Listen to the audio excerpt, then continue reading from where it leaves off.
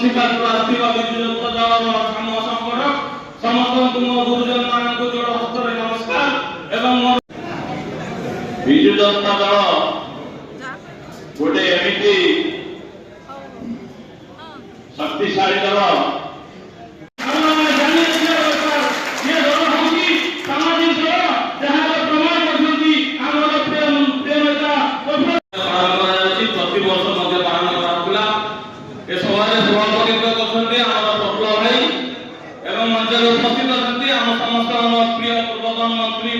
अठाईसतम प्रतिष्ठा दिवस पालन करुचु।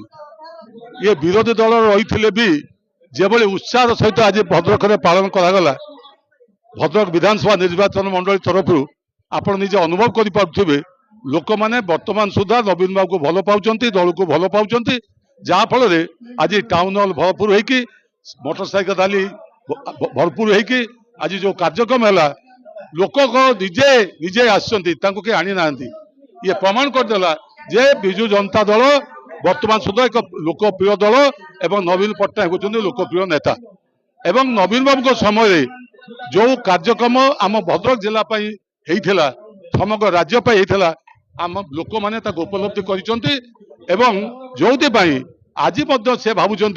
जे भूल वशत बोध भोट हो गला आम नवीन बाबू थे आज जो अवस्था अच्छु से अवस्था ही न था। आज 6 मास हो गला नुआ सरकार आसवाई किसी नूतन कार्यक्रम ना खाली रंग बदलिया छड़ा अन्य कार्यक्रम ना नवीन बाबू जो कार्य करते सुधारी नहीं पारे रक्षा कर पारे ताले इथे से प्रियता पाते किंतु जेहेतु विजु नवीन बाबू से योजना से योजना को कार्यकारी नक आपण खाद्य सुरक्षा योजना हो कि आपण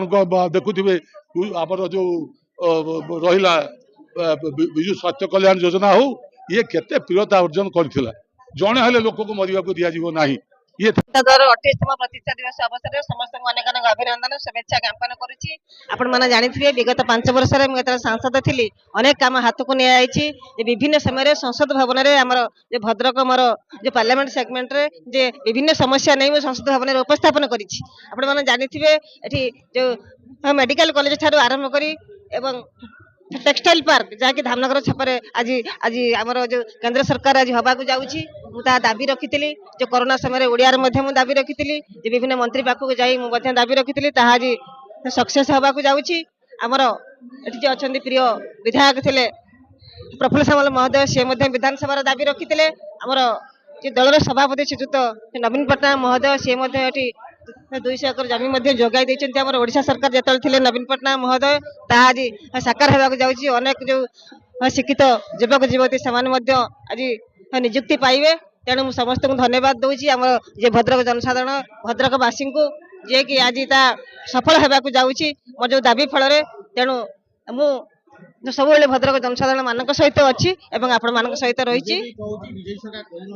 नवीन पट्टनायक महोदय सी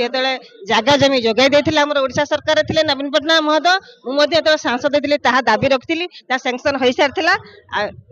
तेणुक जो 25 मसीह साकार होगा जाऊँगी तेणु से जो श्रेय ने नुहे एटा आम समस्त भद्रकवासी दाबी था भद्रक समस्त नेतृत्व दाबी था मुझे दाबी रखी साकार होगा जाऊँगी सी बर्तमान सरकार अच्छा तेणु आमर जो केंद्र सरकार अच्छा धन्यवाद दूसरी तेणु निश्चित आगामी दिन में आम बेकार युवक युवती मान